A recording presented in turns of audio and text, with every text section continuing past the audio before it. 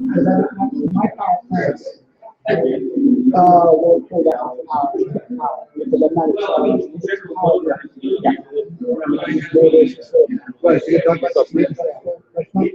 Oh, yes, yes, let's be on the how many events? I need to contact you. Oh, no, you're probably right. I don't be in the money. No, we don't. Is it so? We're on tarmac again? Yeah, same places where they can tell. So we're gonna be in the back of the bus? We'll see. I actually have a contact. Not there, not the tarmac. Just have a woman that knows what she's doing. Fortunately, we'll have that on. It's just that way on this thing. It looks correct on mine. Okay.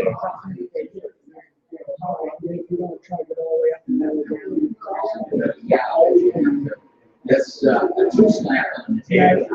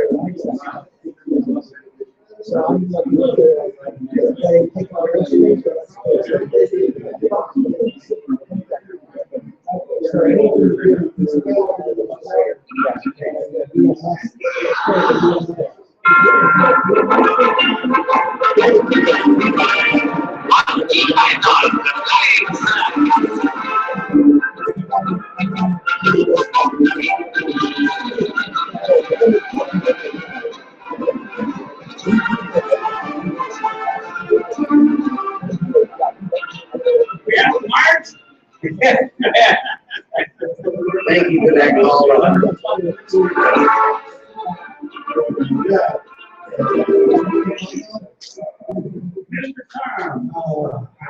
I feel if I do it enough times, everyone will realize how much of a circus this is. I mean, I'm the only one whose generation it doesn't belong to, but I love it. So. Yeah. Wouldn't say I was raised on Monty Python, but I watched everything they had. So you were raised on Monty Python.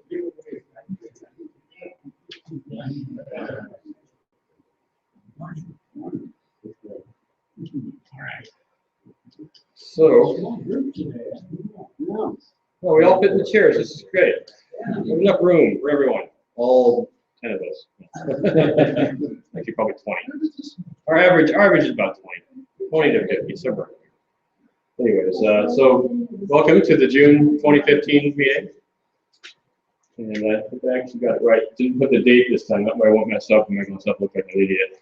But today we'll have Simon Negrani speaking up from Motiv Power Systems. Did anybody get to go? I know Jerry did. Did anyone else get to go to the meeting last year at Merrill Lynch?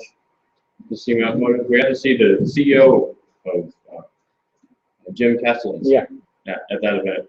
We talked to the same effect that Simon will be speaking. And then after he's done, we'll talk more about the rally. I do actually have some interesting information for you guys. So in June, I didn't get to go to this for very long, but both Kent and Maddie did. We went to the Anza Baylands Music and Food Festival at Anza. There was not a whole lot of people, at least while I was there. I don't know what Kent and Maddie had to say about it, but it's pretty low key. Although, oh yeah?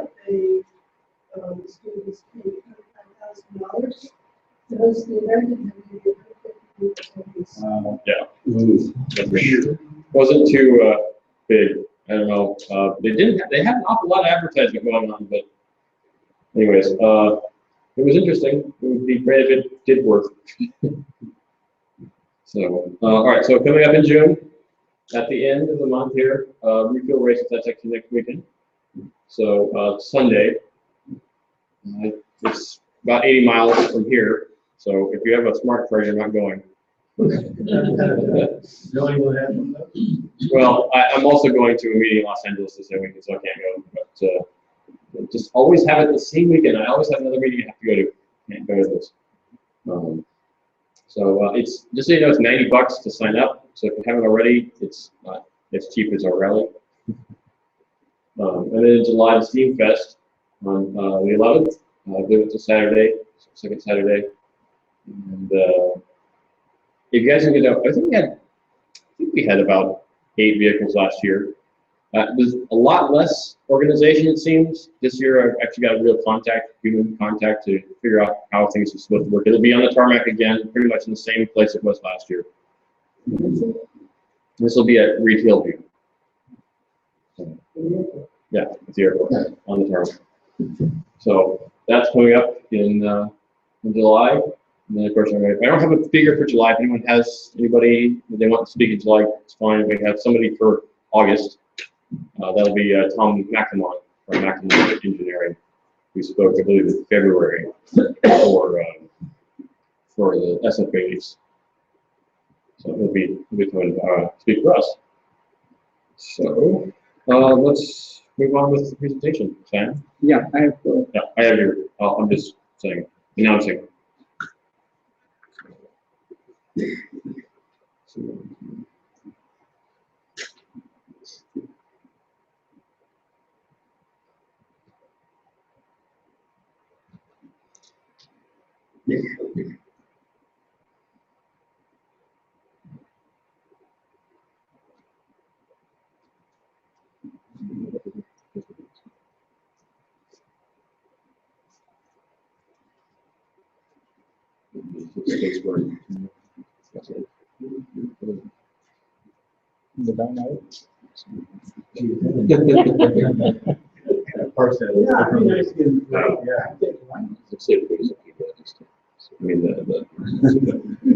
Probably will.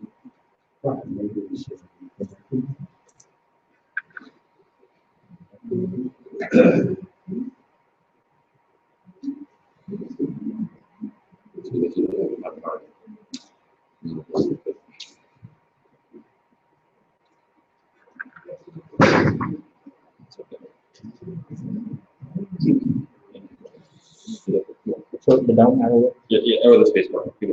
Yeah, down, up, or space bar. How much time do I have? As much as you like. Okay. Try not to go past me. Oh, okay, no way. Good morning, everybody. Thanks for being out here on a Saturday morning. My name is Shyam Nagrani. Got in the frame. I'm not. Use the mic too. Oh, Thank you. am I the thing? I'll fix that. There we go. Hi, good morning. I'm Shyam Nagrani, and I am VP of Marketing at Motiv Power Systems. I believe my CEO, Jim Castellaz, has already spoken to the group, and maybe some of you have heard his pitch. This one's going to be just a little different because it's an updated pitch as to which vehicles we've got on the road, and we've got some interesting stuff happening right now, especially with the all-electric Google shuttles that are flying the streets of Mountain View, which I hope all of you have ridden. Those are powered by Motiv. We've got our powertrain controls in them.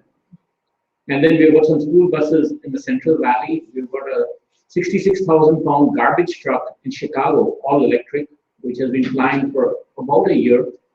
Now, not totally for the entire year because it's had some small issues on it, and I can talk about that. So let me jump into what does Motiv really do. There are about 3 million local trucks that fly the streets of the US. These are your FedEx vans, your UPS vans, shuttle buses at the airport for hotels. Typically, they follow the same pattern. They've got a very fixed route, normally under 100 miles a day.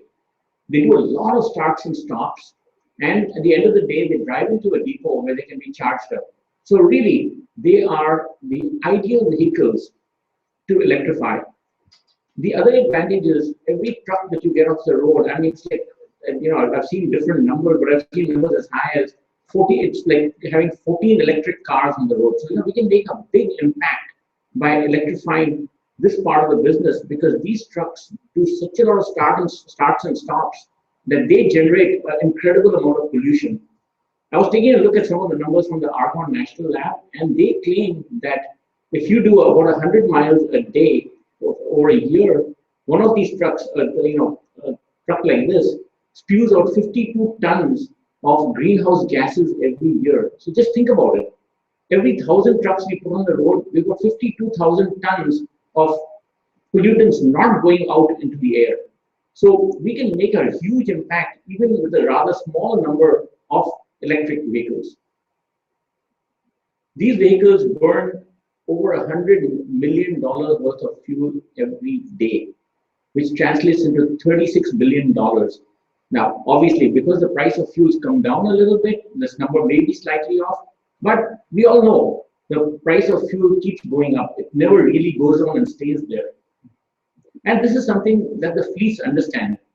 And if they had a reliable electric option, people are very willing to try them out and even deploy a certain part of their fleet as electric. We have been in business for the last 6 years. It took us about 3 years to build our powertrain control. Essentially, what Motiv does is we do not build batteries, we do not build motors, we do not build trucks. What we do is we build the all-electric powertrain, which is a bunch of electronic boards that power all the components. And then we work with the existing truck ecosystem in this country, which has been around for decades, because they're experts. They know how to build trucks. We partner with them. We are very good at smart power electronics, an area that we don't really quite understand. But they understand trucks. So when we work with them, virtually everybody in the business is, for us, is a potential partner. They are not our competition.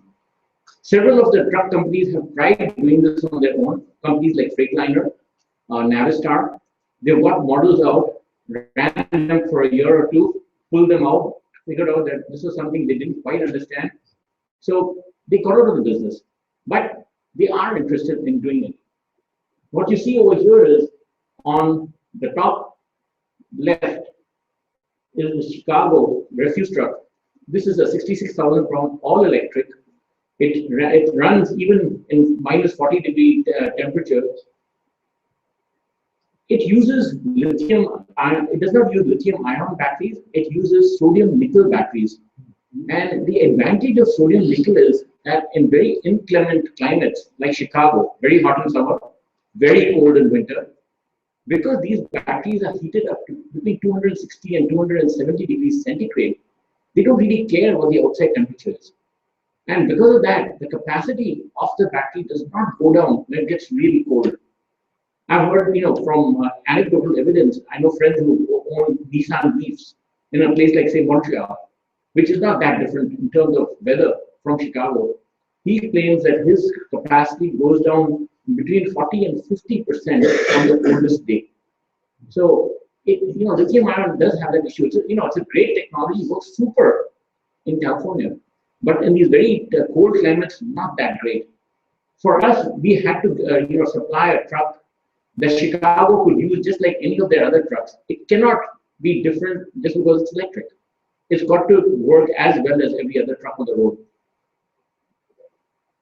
The one on the top right is all-electric school bus, and this one's got a range of about 80 miles. Typically, the routes that Kings Canyon Unified School District uses is in the 50 to 65 mile range, so they work well.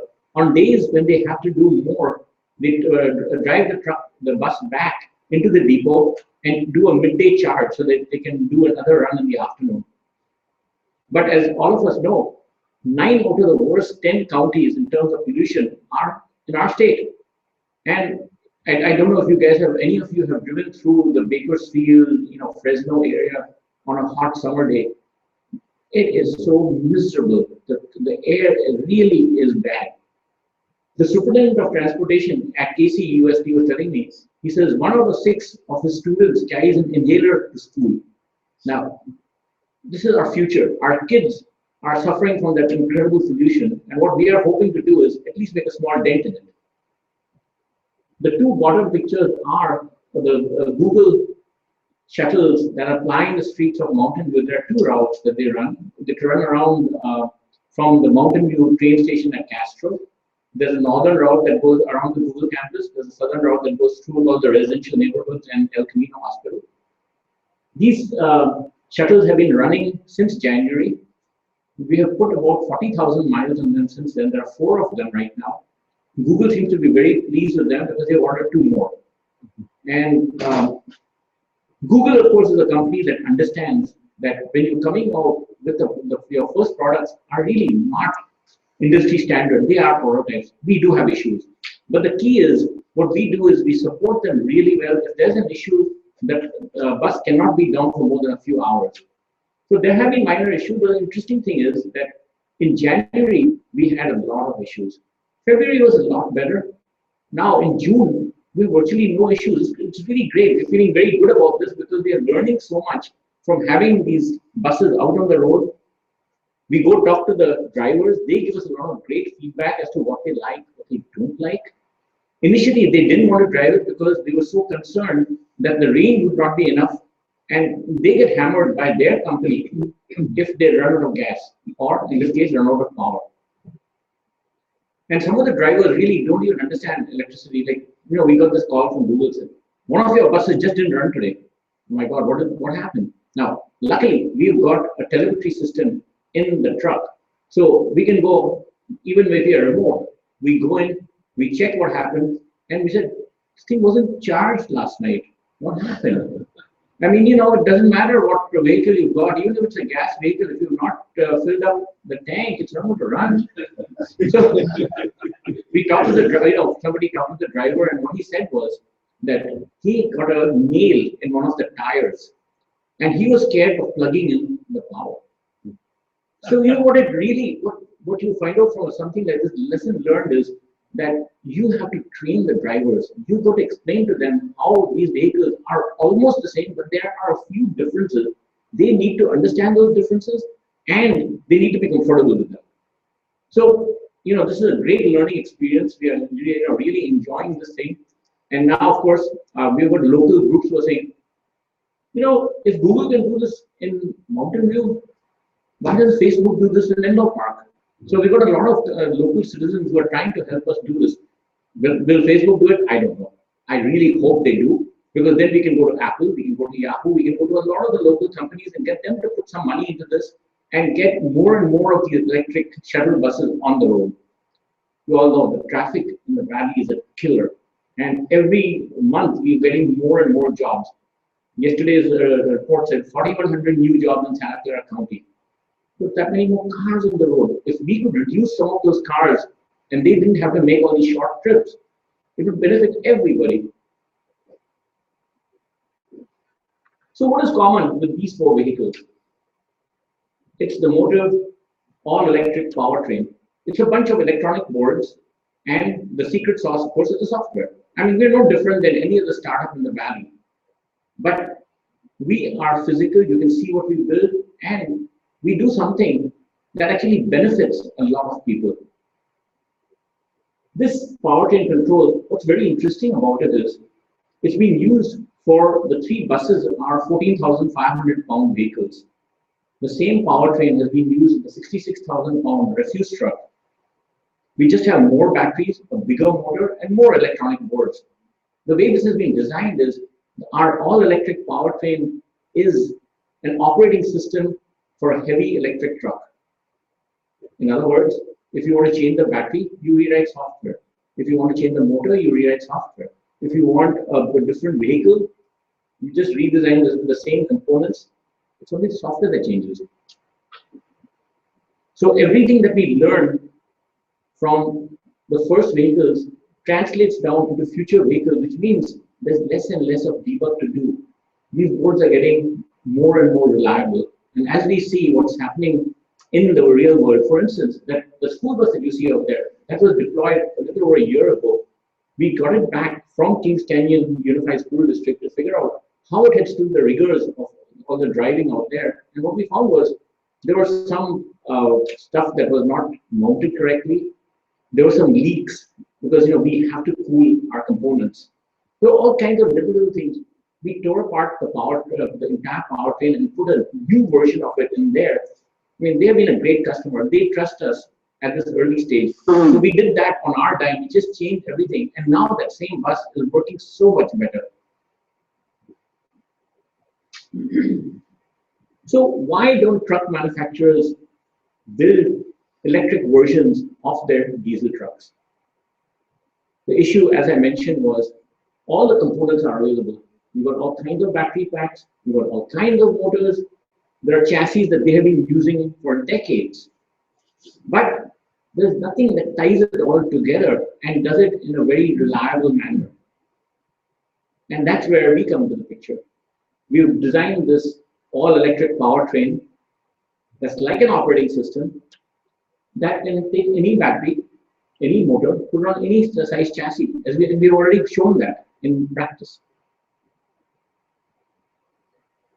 So how does Motiv work? How do we fit into the trucking ecosystem in this country? The way we do it is, let's talk about one of these shuttle buses for Google. It's built on a Ford E450 chassis, which has been around for a long time. It's a very good chassis, not quite inexpensive for what it does. People have got a lot of experience with it. Spare parts are available extremely easily. So we get a chassis from Ford drop shipped to our upfitter, who is in Detroit. Presently, we work with one company called Roush, and I think most of you are probably familiar with Roush from their performance days. Jack Roush has been in racing forever, but he's got different groups within his company that are engineering. They have helped us install our powertrain into this chassis, and because they do a lot of work with Ford, they do auto quality stuff. I mean, this is really high quality. Expensive, yes. On the other hand, really good. What happens is that when this chassis is shipped to Detroit to the Roush factory, they pull out the engine, they pull out all the components that we don't need, the exhaust, the transmission, and then they install the batteries, the motor, and our electronics. And at the end of this few days, so right now it takes about a week or so, you can drive an electric chassis out of the plant. You then ship it to the body manufacturer, who's going to put the body that the customer wants. It could be a shuttle bus, it could be a school bus, it could be a work truck, it could be a walk-in van, it could be anything. But essentially what the body manufacturer is seeing is an E450 chassis that's running. It just happens to have a different powertrain. They don't really care. So we can use the entire ecosystem without having to build every little piece of it, because let's face it, however smart we might be, we are not going to be able to replicate the experience that people have gained over on these 50, 60, it's almost 100 years since people have been building these trucks. We can't replicate that. On the other hand, by cooperating with them and partnering with them, we've got all that expertise at our fingertips. Building this refuse truck for Chicago, we worked with a company called Loadmaster, which is already working with the city of Chicago. We worked with the chassis was a crane carrier chassis. Chicago has a bunch of those already. So those guys, between crane carrier and Loadmaster, they knew exactly what Chicago wanted. Chicago's spec was a 150-page spec. There was no way that we could have understood all that and gotten away to their spec. So all that we did was we worked with the right partners. They understood exactly what they were doing, and we helped them put this electric powertrain. And it's really been a great experience for everybody concerned.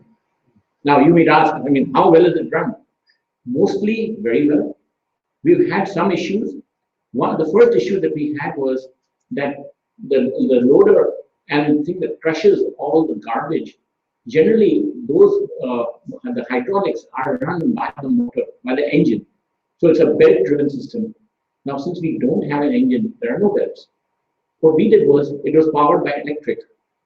And Parker, who builds these motors, had to do this for the first time. So in fact, the pump that they delivered to us was the identical same pump that they normally use, except it was powered by electric. And of course, at the first time you do something, there will be some issues. The first pump finally broke down. Chicago was very upset. Your truck is not working. Yes, sure, truck was not working, but the powertrain was working fine. Why? We still had to fix it. So we worked with they fixed it. Now that problem was fixed. Going down later into the year, it starts getting really cold. And we had an electric powered heater. When the temperature went down to between minus 40 and minus 50 degrees Fahrenheit, that heater was not adequate. The driver said, it is way too cold, we cannot drive this truck. So we went and discussed this with Chicago and said, the problem is at minus 50 degrees centigrade, the heater takes up so much power that we won't have enough capacity, battery capacity for the range or for crushing all that garbage, which is really the main purpose of this vehicle. So they said, fine, we've had this issue with other vehicles, let's get a small gas-fired heater. And so that way our range will not go down. We've done that, and I think that now we probably are closer to having a vehicle that will work very reliably over there. Where do they use it? They use it on the south side. It drives up and down these alleys. And the way they talk about range is it's got to do 18 alleys every day. Distance-wise, it's not much, but it is a lot of stop and go. And at every 3 homes, they crush all the garbage. So it's got to do at least 70 compaction cycles. And at the end of the day, it comes back and still has about 40% of the capacity of the battery intact. Questions? The US whether there are fewer noise complaints from the garbage truck? It was very interesting. They've been stopped, the garbage truck driver has been stopped by various citizens who come and say, what the hell is this? How come there's no noise? So the truck driver has a very nice time telling them, guys, this is a brand new state-of-the-art electric truck. It's the only truck of its kind in the US. There are electric garbage trucks in Europe, but they are much smaller. It's probably the biggest electric truck of its kind in the world today. So the drivers enjoy telling people that. The other very interesting anecdote we found out was that one of the drivers told his boss, he says, this truck has changed my life. When you hear something like this, you say, oh, come on, this guy obviously exaggerating. He says, I'm used to sitting right next to this huge diesel engine. It's noisy, it's smelly, it's hot, it vibrates a heck of a lot. When I go home, I am so tired. He says, this electric motor makes no noise, there's no vibration, there's no heat. Plus, because we do regenerative braking, he said, I don't even use the brakes as much as I used to. At the end of the day, my back's not hurting. I'm feeling much better. I love this truck. So they're having some, very nice positive stories from our users. And the chassis, the lighter chassis, you said that when it's shipped from the OEM to the upfitter, it still has the gasoline components. Only the Ford ones, like the lighter, the trucks that we get. We have got 2 chassis that we work with. One is the E450. You can see a lot of the buses around there are all built on E450s. The second chassis that we have is an F59, which is also a Ford chassis. And that is, it's heavier, it's like 22,000 pounds. So it's the size of truck that you're used to seeing for FedEx, for any of the delivery companies. Now, Ford does not, the way they manufacturing works is they have to put the engine onto the chassis so they can drive it out of the factory. They will no way to push it out. So we've been talking with them to get a glider, and we probably at some point will be able to get an F59 glider, but getting an E450, I really doubt it, because it's totally different from how they manufacture their chassis. So I guess to the upfitter, and they pull out the gasoline components, so they resell it and then give you a discount or something? Well, the way it works is depend on the customer. Some customers want spare engines lying around because they got so many of these vehicles, or they sell it on eBay, or however they choose to do it, and that way we can give the customer a rebate. So this is how we fit into the ecosystem, and as you can see, this is how trucks are built in the US. All that we do is, instead of having a fossil fuel power plant on the chassis, we make it electric. These are the 3 chassis that we are working with.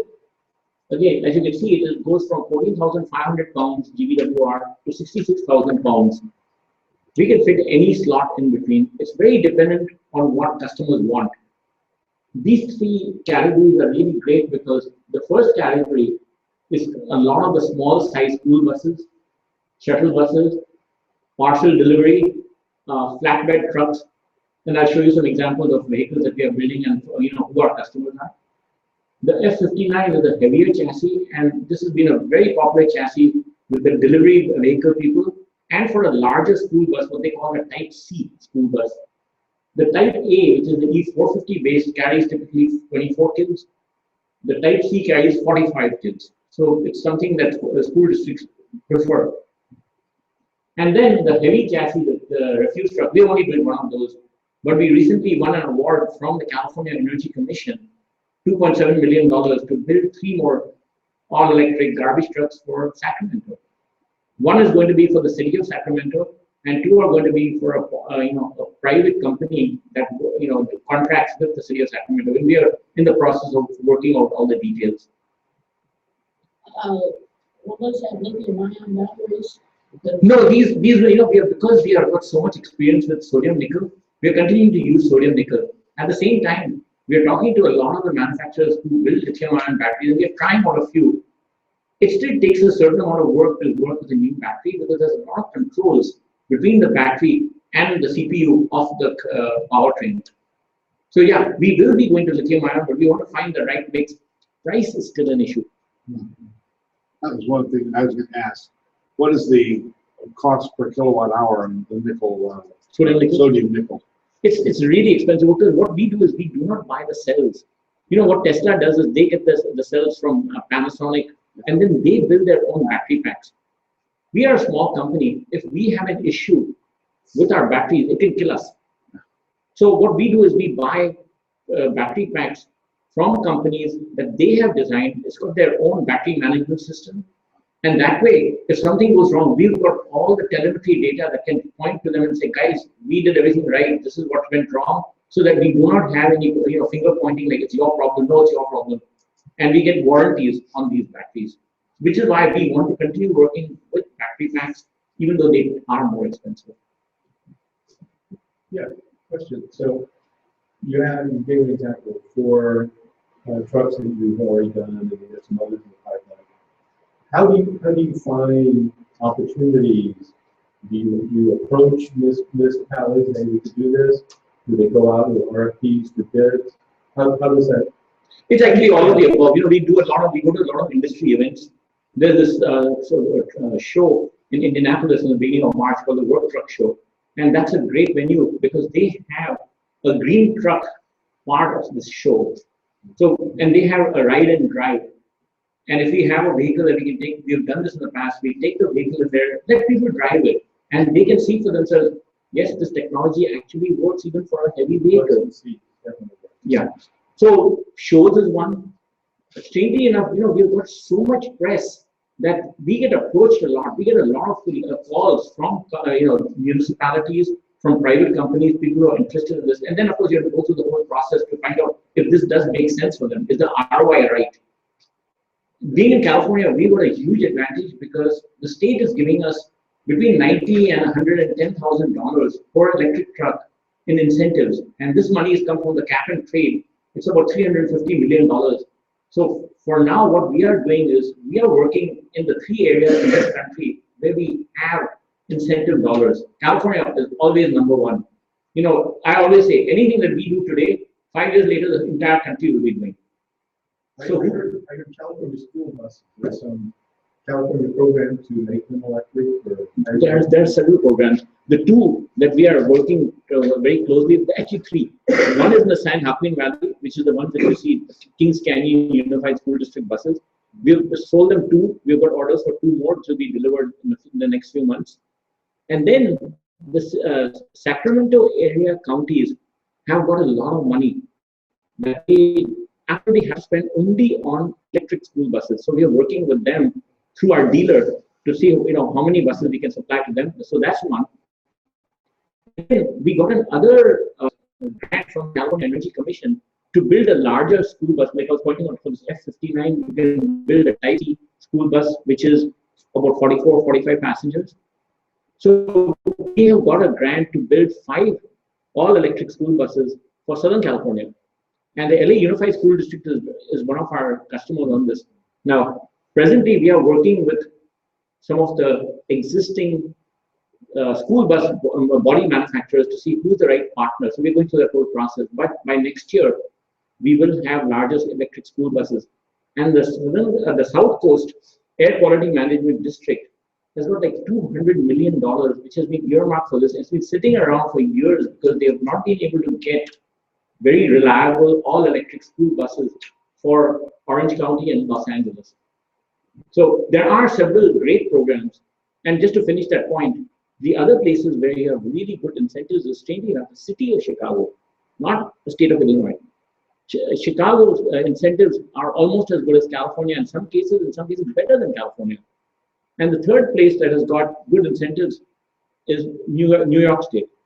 But their incentives are not quite as much. We get approximately $100,000 per truck in California. They give you 60.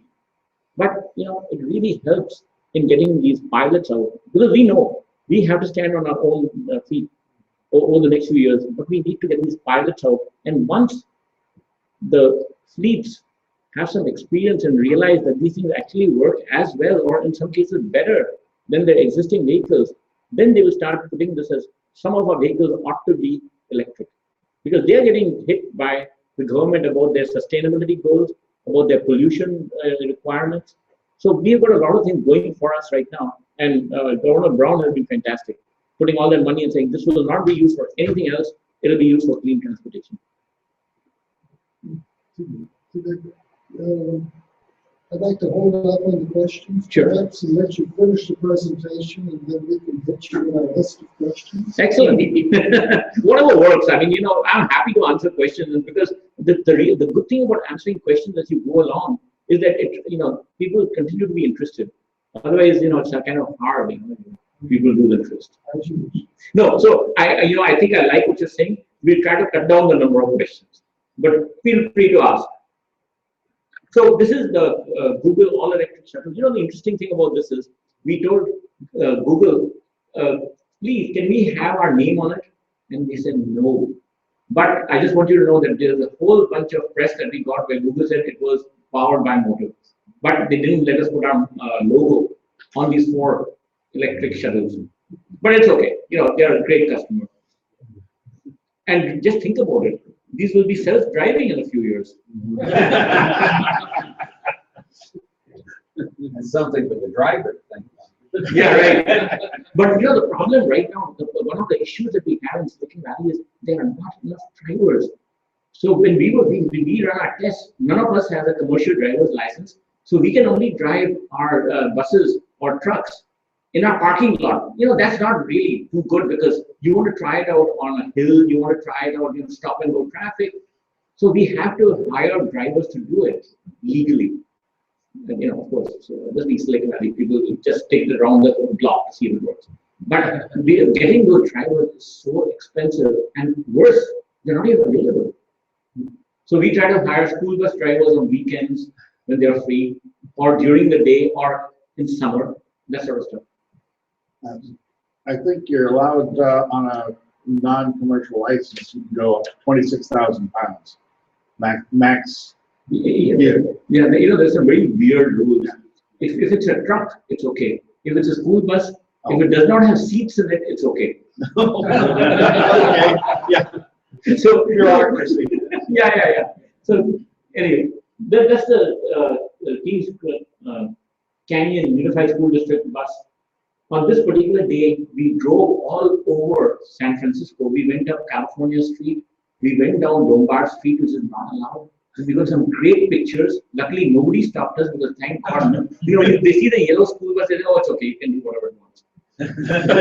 In fact, what I didn't realize was we had this driver, one of our advisors, who says, I can even go up one-way streets if the school is on the wrong side, because I want my students to get out on the safe side.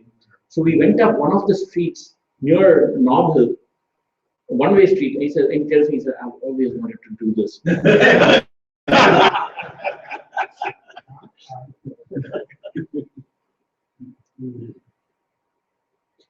is another vehicle we are building right now. This is actually a demo vehicle we are building for Motiv. It's a parcel port, so it will carry parcels. And the reason we are building this is twofold. Number one is we need a test mule at work so that when we're changing things, we want to try out new software. You really want to try it out on a vehicle. We can't do it all the time on our customers' vehicles. The second thing is that we can also loan it out to customers so they can try it out for a week at a time and then decide, you know what, this actually works. Maybe I want to take this plunge.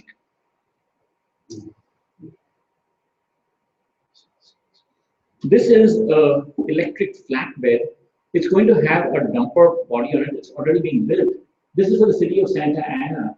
And again, the hope there is that, you know, you get one of these into the hands of one city, all the city managers talk to each other. We already had calls from several cities in the Sacramento area saying, you know, if the Santa Ana truck works well, I'm very interested.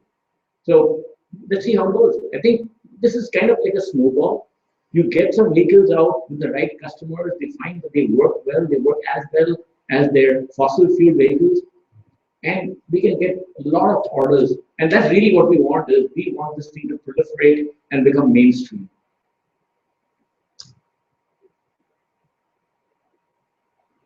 This is a walk-in delivery van. It's for a company called Ameripride. We are building 6 of these. This is on the heavier F59 chassis.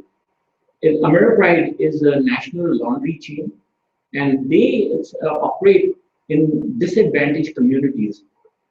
And disadvantaged communities are the ones which are economically disadvantaged, and they are also the ones that have the worst pollution. So the first 6 trucks will be going to Vernon, California, which is one of the worst corridors in the LA basin.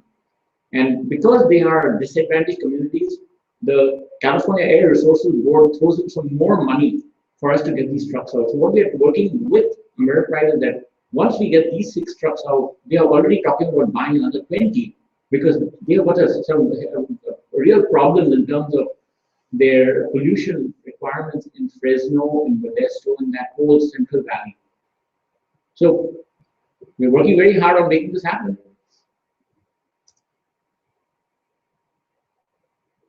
This is, of course, the Chicago all-electric refuse truck which we've talked about.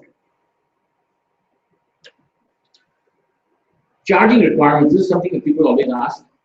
Now, problem with charging these heavy vehicles is that because they've got such a lot of battery capacity, between 80 and 200 kilowatt hours. Remember, the Model S has got 85 kilowatt hours, and it needs a fast charger. So we do need a fast charger too. And you can plug in a level 2 charger, it takes forever to charge. So what do we recommend? In Chicago, because the garbage truck has got 200 kilowatt hours, they had a lot of 440 volts 3-phase in the depot where they parked their truck. So we built a box for them because there's nothing commercially available that's 440 volts 3-phase. And that truck gets charged between 7 to 8 hours because it's got 200 kilowatt hours of battery capacity. The school buses in Kings Canyon and also the Google shuttles use this Clipper Creek charger that you see out there. It's commercially available. The only difference is that this is a 3-phase charger. It's 208 to 240 volts 3-phase. So those buses take 6 to 8 hours to charge, which is fine, since they don't work in the night in any case. So beyond the pilot, we are also working with the California Energy Commission. The California Energy Commission is putting a lot of money into charging stations. And what we are trying to see is, can you put the charging stations that will be useful for heavy vehicles? Because then the range problem doesn't happen. Because you could be driving around, and on the few days when you have to drive more, you could actually charge somewhere along the way at lunchtime. In an hour, you can fast charge 50% of your capacity. But you can't charge more than that because most of the battery chemistries have a limit on how much you can fast charge. And sodium nickel is 50% you can fast charge. So how much of that charging time, how much is charging at full blast, and how much of that charging time is the slow charging? Typically, you can go up to about 80% in full blast. Since you can do 50% full blast, typically normally you still have 20% of the charge when it goes back to the depot. So you can go fast charge to about 70 to 80%, and then you have to slow charge it after that. Okay, thank you. So, you're obviously going to ask, how much does this cost? The electric powertrain is expensive, and again, as I mentioned, it's mostly because the batteries are so expensive. If the cost of the battery starts coming down, and our big hope is that the Tesla Gigafactory is going to put so much capacity out there that companies will start building these battery packs. And Tesla's goal is that it's going to be less than $300 a kilowatt hour. That's what they're charging on the power wall. I mean, the 10 kilowatt hour power wall is $3,500. So obviously, they must have at least a little bit of margin. And besides the batteries, the enclosure. So we figure it's going to cost them less than $300 a kilowatt hour. That's where they have put their stake in the ground. It's not at that price right now. I know number I've heard is that their base materials cost is around $65 a kilowatt hour. Oh, really? That's the lithium and the aluminum and the other materials like that. You have to then assemble it, and it probably could break even at 100, 125. I think we'll take a while to get that. But that's 4 or 5 years down the road. But a couple of companies have put a stake in the ground as far as cost is concerned. The Nissan Leaf, you can when you buy a new battery from Nissan after your first battery is outlived itself, they are selling it at $275 a kilowatt hour. So we know this is where they expect to be, and I'm sure they are not there right now.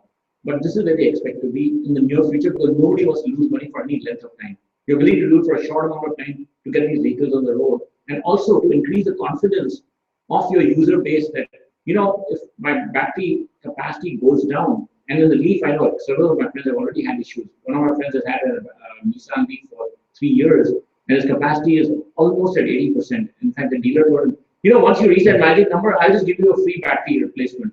So he's hoping that it degrades quickly.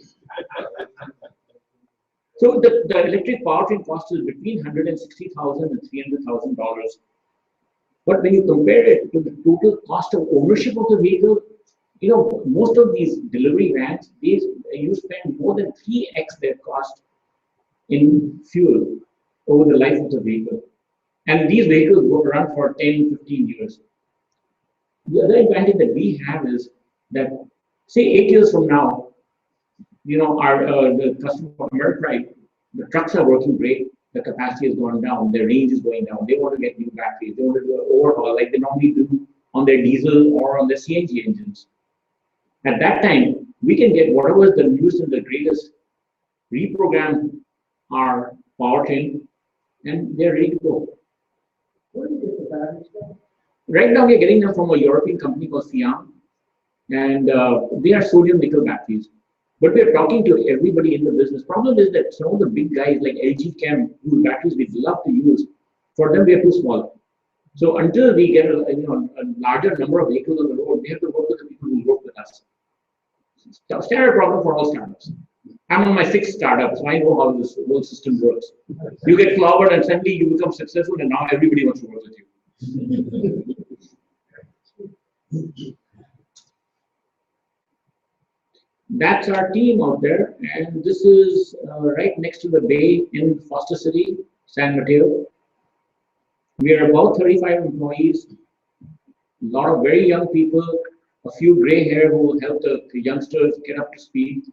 But one thing that we have is that the entire team is very passionate about what they do. We can't afford the salaries that Silicon Valley is offering. I mean, today, if you take a look at the salaries that Tesla is paying, Apple, Google, is incredible. We can't afford that. So what we do is we try to find the engineers for whom what they do is really important. So we can pay at lower market rates.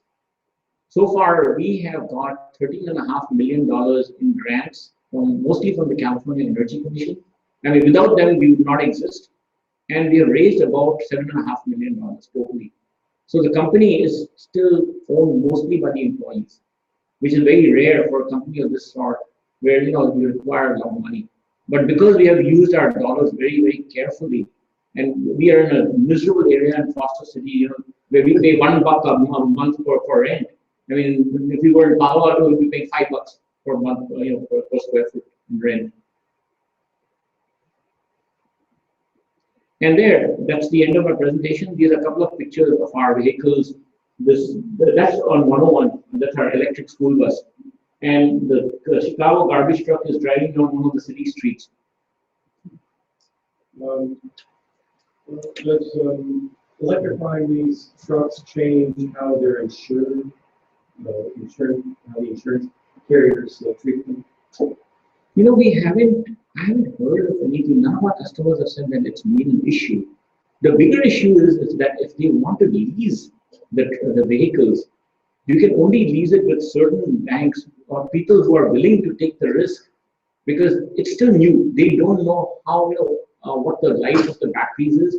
So we are working with several leasing companies on educating them so that they will start leasing the batteries. See, once you lease the battery, then what happens is that the initial cost goes down to the point where now the lease is what you would normally be paying for your fuel as you go along.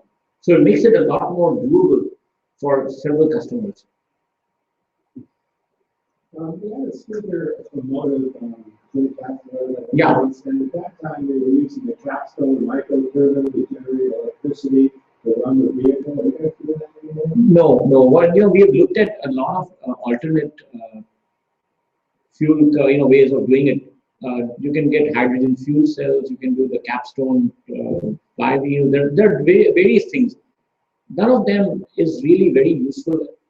Strangely enough, battery electric to date is still the best way to go. So these supercaps now work really well in hybrid vehicles where you're using it only to start. So you save energy during the start time. But for what we are trying to do, it's not been that great. Now, do you do any manufacturing at your site here in Foster City, or does everything come in pretty well complete? The only thing that we manufacture is boards, and we test them. So we have a small 6,000 square foot facility in Hayward on the other side of the San Mateo Bridge. The Foster City facility is on this side of the peninsula side of San Mateo Bridge. The manufacturing facility is on the Hayward side of the San Mateo Bridge. What we do is we get our boards made by contract manufacturers, which is how all of Silicon Valley works. I mean, even Apple doesn't make them boards. And we just get the boards assembled, we test them, we do a lot of heavy testing before we ship them off to the Midwest, where our outfitter will fit them into different vehicles. Have you talked to Stanford about their shuttle bus service? Oh yeah, of course. I mean, Stanford was very interested at one time until BYD went and gave them a free bus. He said, we're getting free buses from BYD. He said, unfortunately, we can't afford that. We'd love to give you a bus, but we can't afford it. So yeah, we are in constant talks with Stanford. They like us a lot. Jim Castellan is a Stanford grad. I mean, what more wouldn't they like to have a product from one of their students' companies? But right now, the issue is really cost. It's going to happen. I'm sure about it. Do you lose any capacity,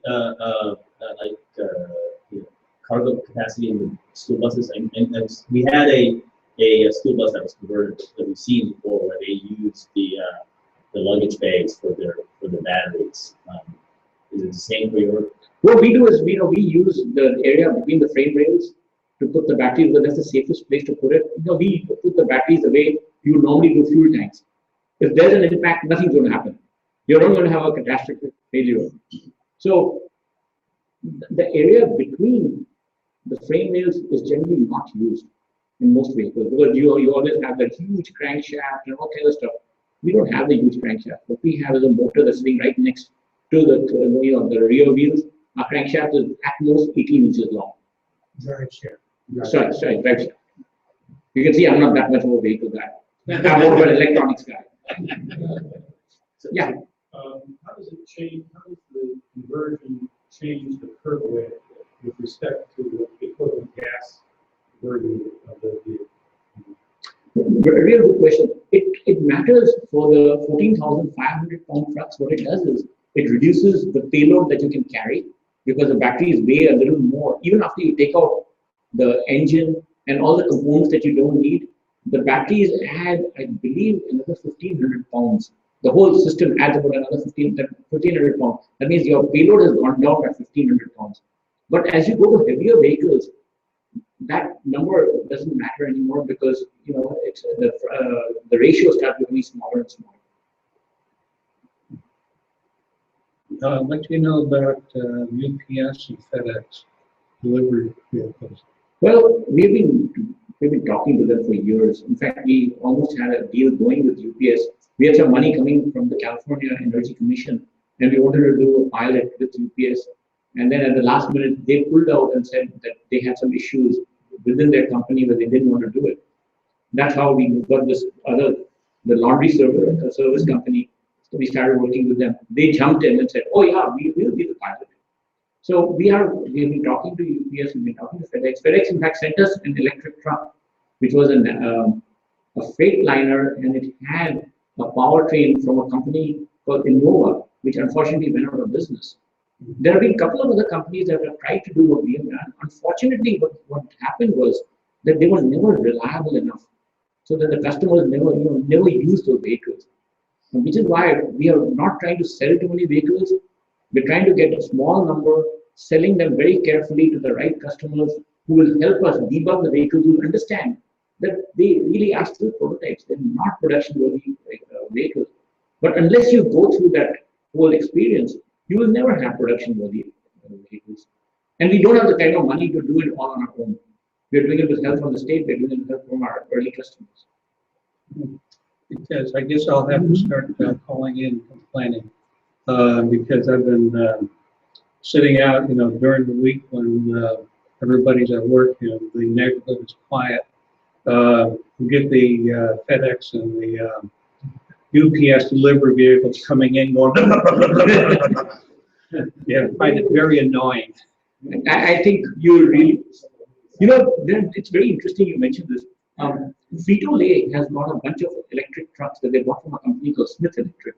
Now, Smith is a company that was getting a chassis from Czechoslovakia from a company called Avia, and consequently, the American customers were not pleased because they want to use the same chassis.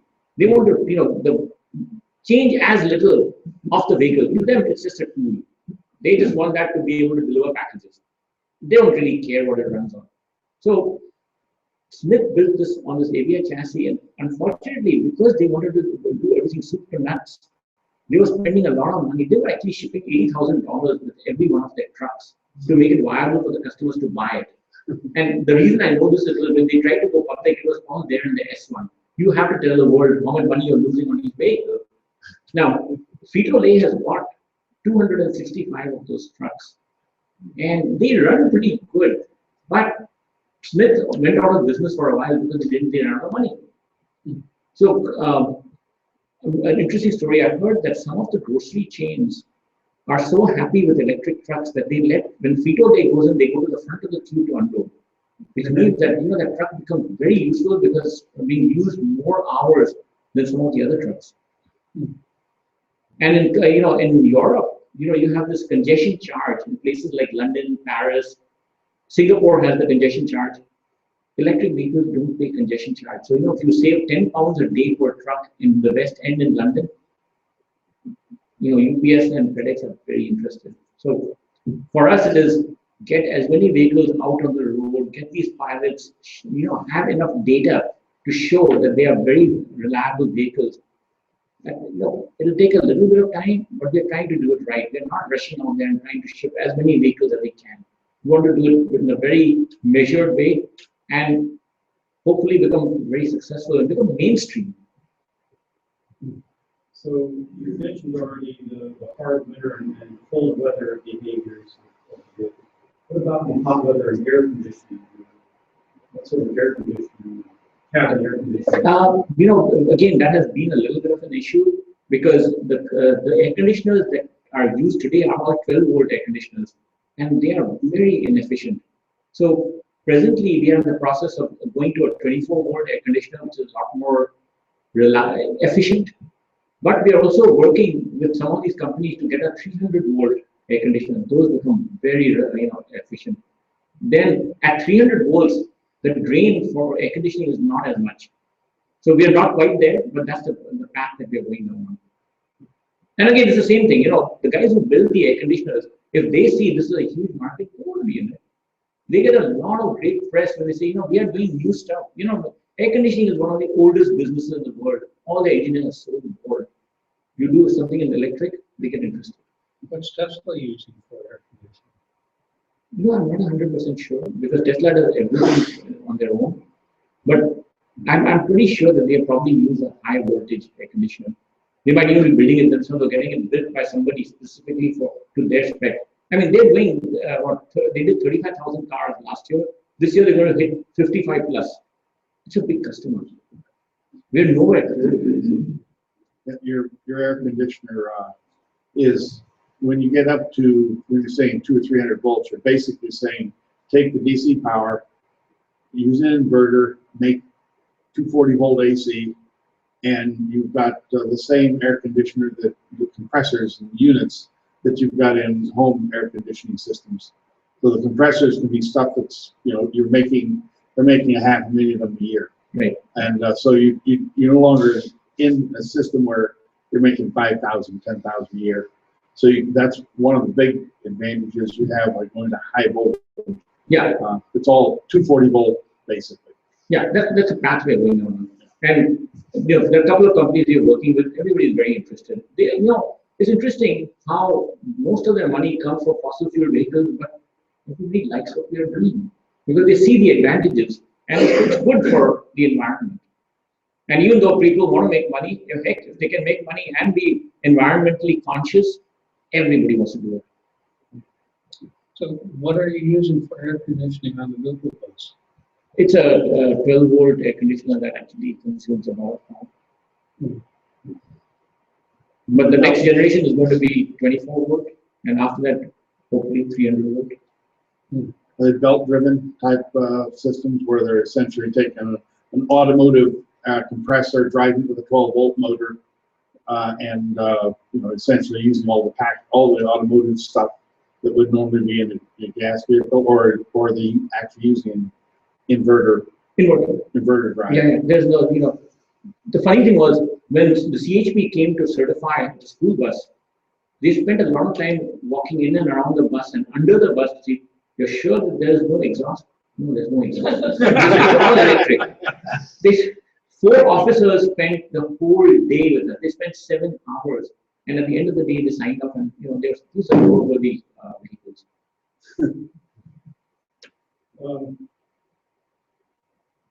Big vehicles like this have more surface area, so that, is there any big perspective you might have where the 12 volt accessory system, including the air conditioner or whatever, could be run off of solar power on the roof? Yeah, actually, we have looked at it. But the trouble is that the amount of flat space that you have on the top of the roof is not a heck of a lot. We did some back of the envelope calculations, and the best we could do was about 10 kilowatts is what you could get. And that means that you have to park it in the right place. It should not be parked in the shade. So there are a lot of caveats on top I of was that. thinking more in terms of, rather than running the full compressor-based air conditioner, maybe just passive air conditioning with just blowing a fan. It'd be enough surface area to run a fan by itself, to just blow out the hot air. And then you could run a compressor-based air conditioner to fill in the rest of it. Unfortunately, even in Mountain View, people expect to have an air conditioner. Nobody wants to live with a fan. Now, if you were in Mumbai, you could get away with it. I got a comment on that. I have a Prius which has as a feature a solar panel on the roof and a fan that runs to keep the car cool when the engine's not running and you're parked. It sort of works a little bit, but I would say you're wasting your money on those solar panels because it doesn't do anything. It doesn't give you enough bang for the buck is what we're coming out to, because it takes a lot of engineering to do this correctly.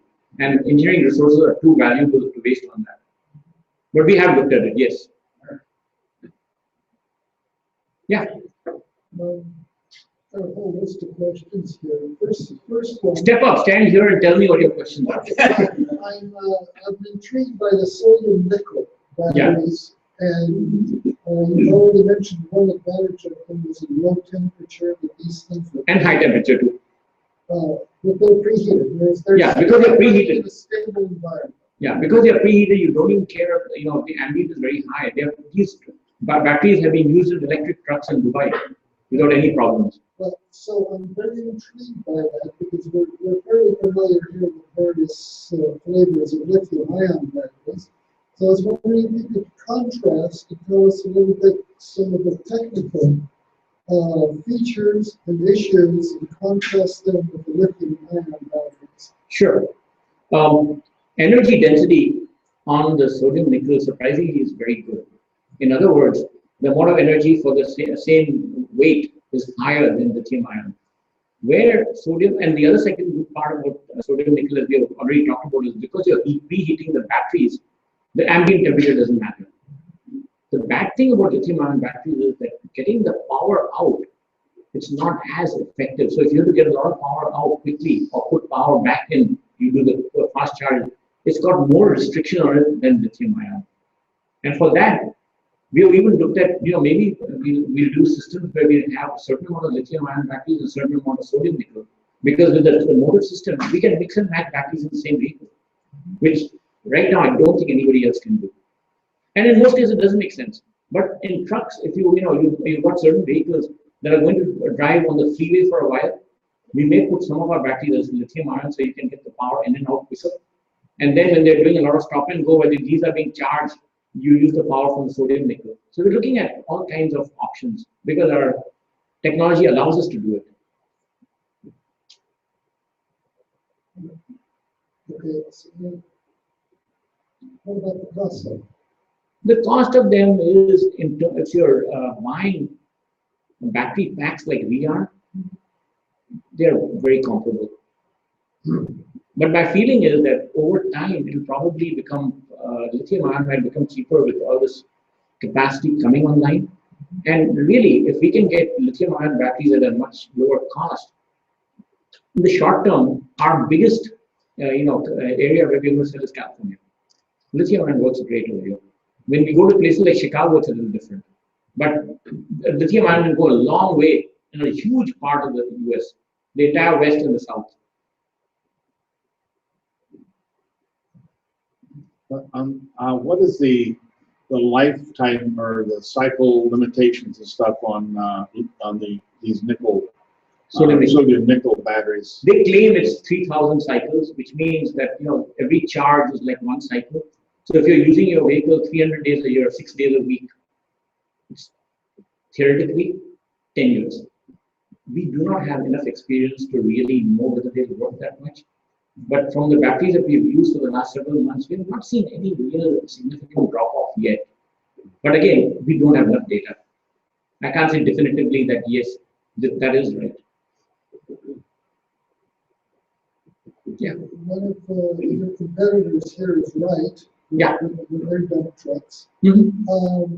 What differentiates you from what they're doing? Well, EM's trucks all are hybrids. They're not all electric. He calls it all electric. He calls it zero emission, but really it's a hybrid because he has done a really nice job of using hydrogen fuel cells as being the power source for his trucks. He's building it on slightly smaller chassis. They're not as heavy as the one that we have used, but at the end of the day, they're not all electric. They are hybrids, and they're very good people. I like them a lot. But I'm not sure why he insists on calling it a zero-emission vehicle because theoretically it's not. Yeah. I understand that Bremont also makes you have all electric as an option between all electric or hybrid. No, sorry, who does? Bremont. I'm not familiar with BREMACH. Are they European? I believe they're based in Southern California. Because there's a European company called PVI, which has been in the business for several years, and their garbage trucks are much smaller. A lot of them are used in and around Paris. These, I believe, are mostly for heavy industrial like mining applications and stuff. Okay. Yeah, mining applications is another area. We've talked to a couple of mining companies where they would build all electric vehicles. Interestingly, one of the biggest costs in mining is ventilation. Getting those fumes out of the mine cost so much money that we did a quick, back of the envelope calculation, and we found out that these trucks, if we made them electric, would pay for themselves in 1 year. Now, obviously, they've already got all those trucks into place. They've got the ventilation system, so they don't really care. They say, no, it's too expensive. For new mines, and when they're replacing these old vehicles, it makes so much sense. I've heard this from mine owners. They say there are times that they have to shut down parts of their mines because they cannot get all the fumes out of the mine. It becomes dangerous. The batteries that are raised at a higher temperature, how much percentage of the battery pack is used to heat that? Surprisingly little, because what you have to do is when the truck is parked overnight, you keep it plugged so it heats itself up, and then it just uses a small amount of power to keep that temperature through the day. So typically it's only like 8 to 12 hours that it has to keep that temperature, and it's really very well insulated. It's so well insulated that I thought these things are running at 260, 270 degrees centigrade. Man, I'm able to fry an egg on it. When we were testing them out, I went and sat on it. It was just really warm. There's no way I could cook an egg on it. Does the power? I know that the internal resistance of the battery would provide some of the energy for keeping it hot when you're pulling power out or putting it in. Is that where a lot of the energy for keeping the battery hot comes from, the internal losses from charge and discharge? Probably, but unfortunately, I'm not an expert on this.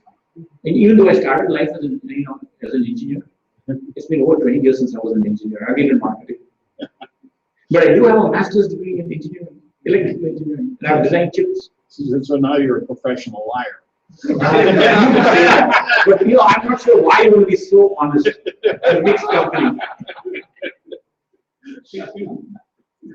Are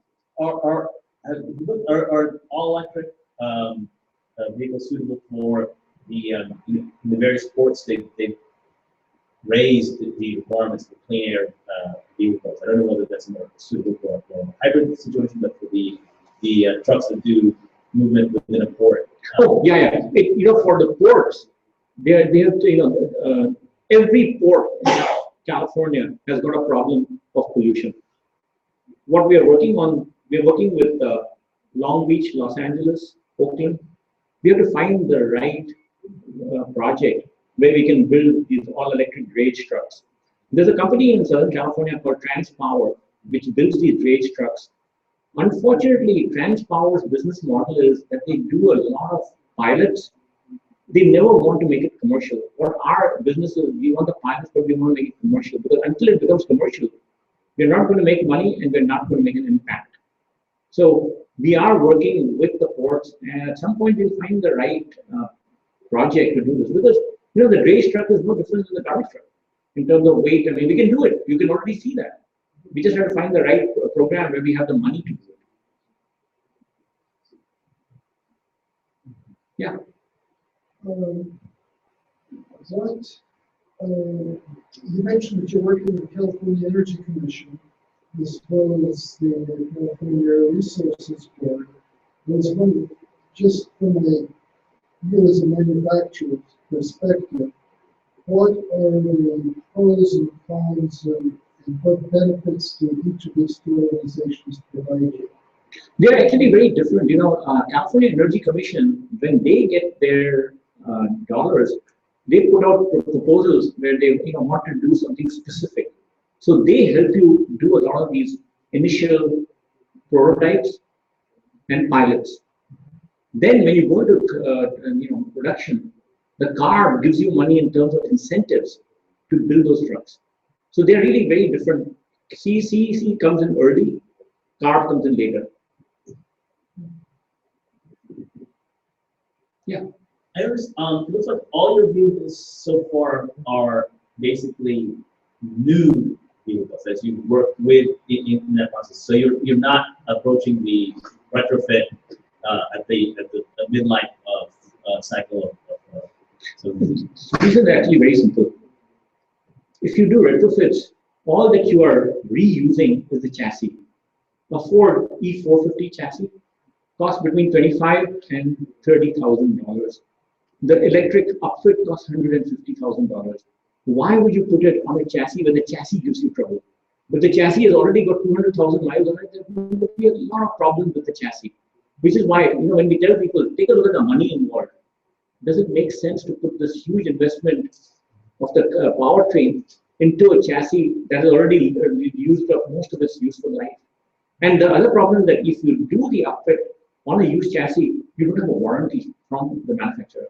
With Ford, we know that they know exactly what we are doing. The chassis is still warranted by Ford if it's new. Yeah.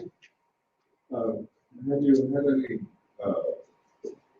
projects outside the U.S. or are you looking to expand outside the U.S.? We will, but really speaking, what we want to do is we want the technology to be solid, bulletproof, before we go to any company, any country outside the U.S.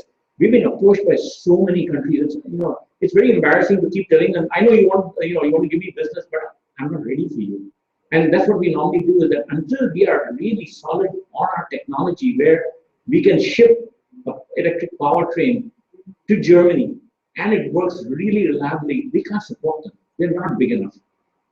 But it's going to happen, and it will probably happen in the next, I tell everybody, 12 to 18 months, it might be a little longer. China is very, very interested. I mean, there's so many Chinese companies. I'm always concerned working with Chinese companies because there's been a lot of intellectual property theft out there. But Europe is not an issue. And there's so many European governments and companies who are very interested. Singapore is very interested. So let's see. So that the European companies you sort of mentioned at the start of your talk, they make garbage trucks, electric garbage trucks are slightly smaller. So if you see a threat of them coming here, it's sort of competing with. Actually, no. I've talked to the CEO of PVI. He wants to work with us because he sees our technology as being very easy to proliferate, because we can go to new models much easier than his technology can go.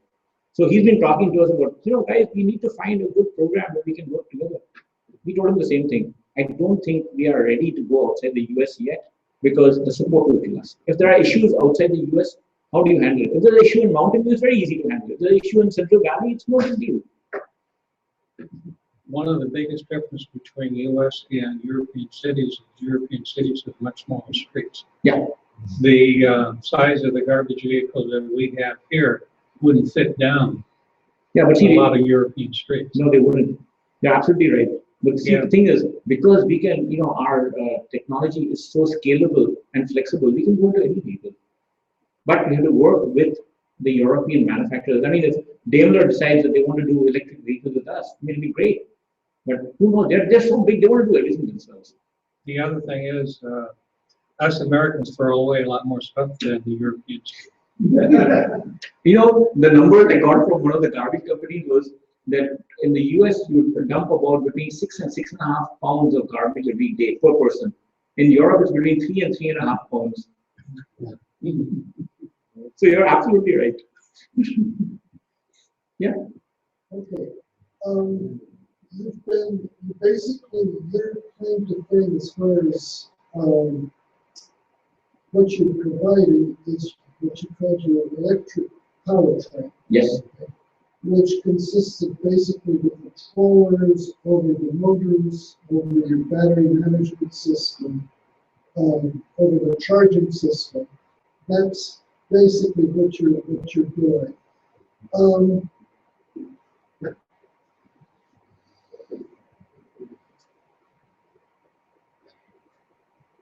I'm sorry, I lost my train of thought because those are the honest topic. Are you basically, for example, battery management system, are you using somebody else's and you're simply sending control signals to it?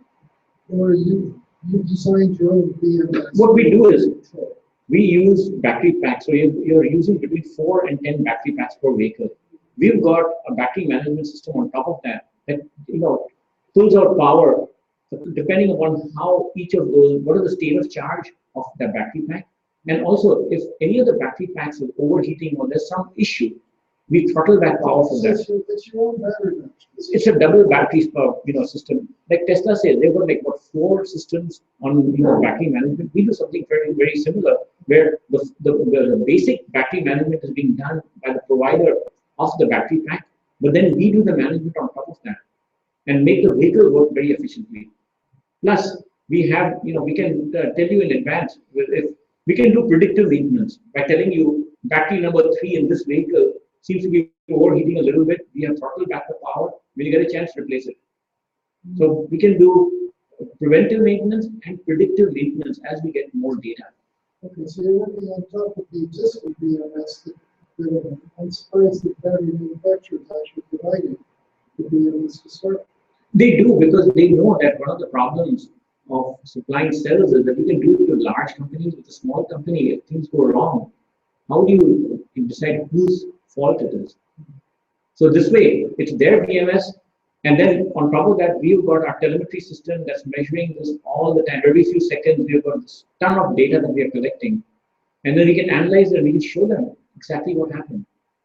So we can find out, was it our problem or was it theirs? There's no argument there. Yeah.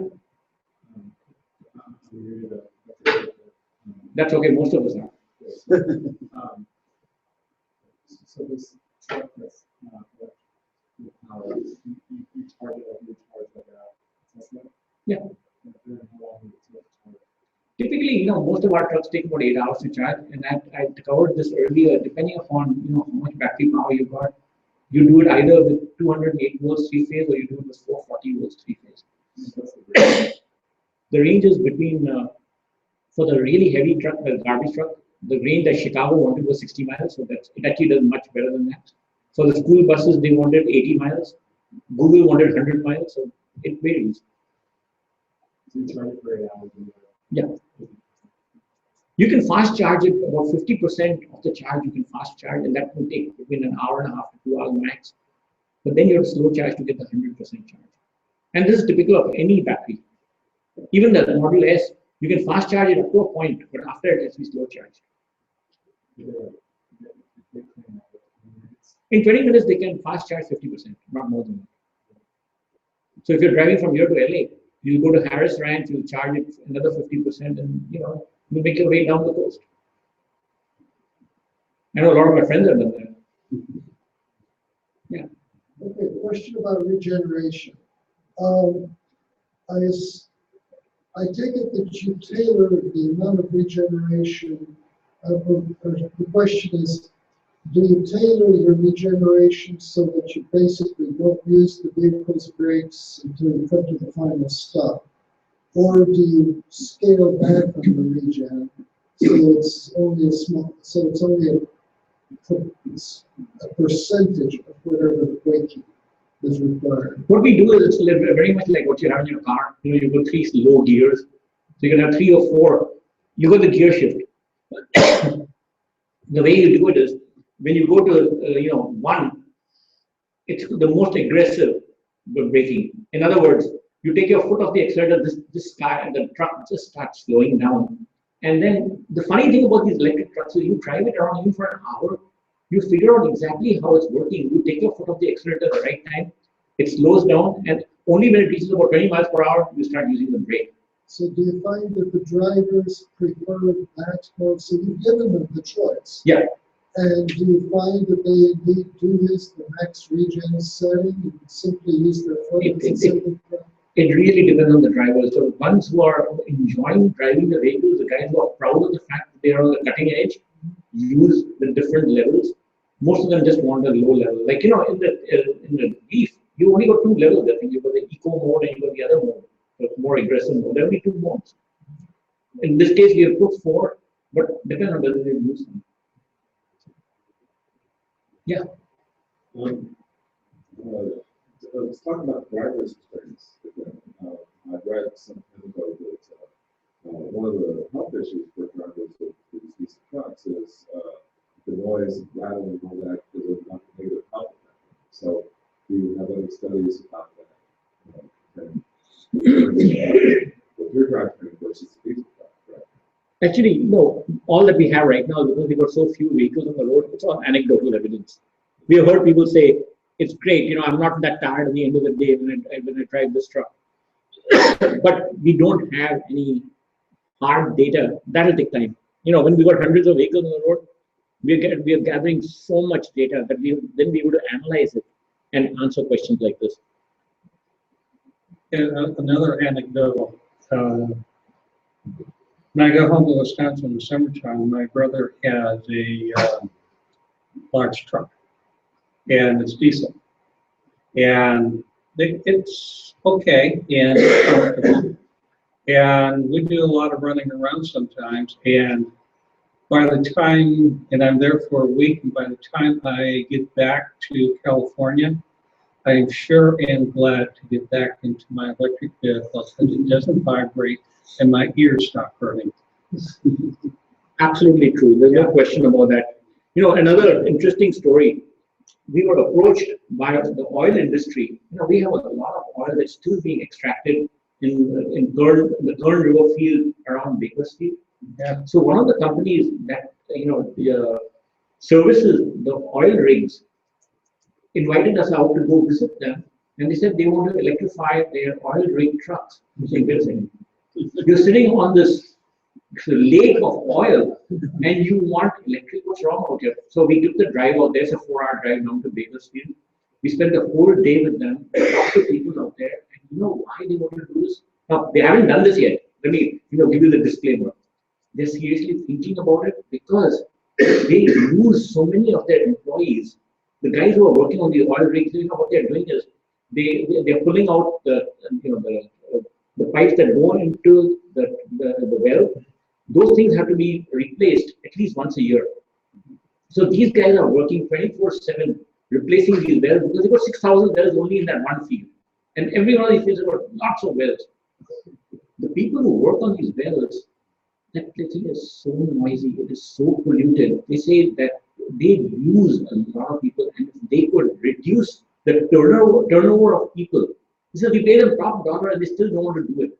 He said, if we can reduce the turnover, getting electric trucks to service the oil wells would be worth it. Now, it hasn't happened yet, but I thought this was great. I love it.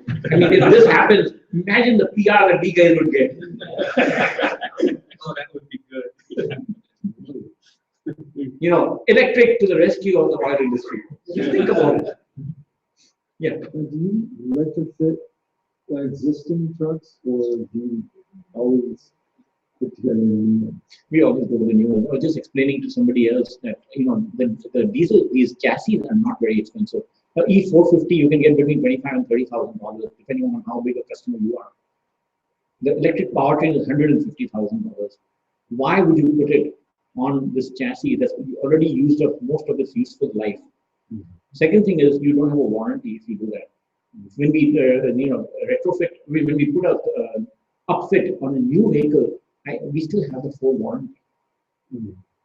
So 2 issues. How many vehicles have you actually got out?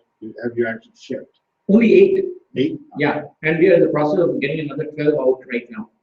Okay. So we are keeping the numbers as low as possible because we really want the system to be rock solid. I mean, I know I keep saying this, but it's really like a mantra within the company that if we have to become mainstream, we have to be as good as those diesel trucks that we are replacing, or the CNG trucks, and those have been around for decades. They've got a lot of experience. I think a number of the people here, like I'm with, have been in the industry, the disc drive, and the 70 industry, and we know what it is to go into production, and as soon as you start shipping volume, you see your problems start showing up where all of a sudden 10% of your customers are having a problem with the product. Yeah. I remember the early apples, little apple, stand-up little apples. Yeah. Those had a design defect in them that would cause probably half of them to fail in about 4 or 5 years. And it was known in the industry, people knew it, for $35 you could buy the parts. And one particular, anytime they got one of them back, they would replace these 4 or 5 components. Didn't matter whether the problem was broken power plug, anything. Those components were replaced. because of the design problems that were, when they got into volume production, they didn't see any. So you'd hate to have 10,000 vehicles out there. No, we did. Find a design We did it. Yeah. We wouldn't survive as a company. Yeah. We're just trying to be very, very careful. And you know, our board doesn't like the fact that they're going so slow. But after we explained to them why we were doing it, they said, maybe this makes sense. They almost agreed with us. Like Tesla did with their initial introduction. Yeah. Oh, yeah. Everybody goes through this. I mean, and I'm sure after the people out here have been in one or more startups. I'm in my 6th startup. So I've only got 3. oh, you got a long life ahead of you. You can catch up with me. Okay. All right. Anything else? And thank you so much for listening to me. And you had some great questions. This has been a super audience. Thanks.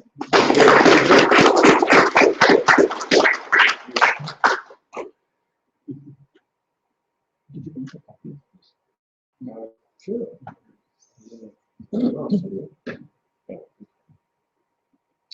Okay. Thank you, Cheyenne, for giving us a presentation. I know I have interest personally, but we'll talk about that later. I need to ask you questions from up here. So I wanted to figure out why this is not working. Sure. Maybe it got to me. Battery How about some brochures out here if people are interested? Feel free to pick up. I didn't get a lot of them because you can find everything on our website.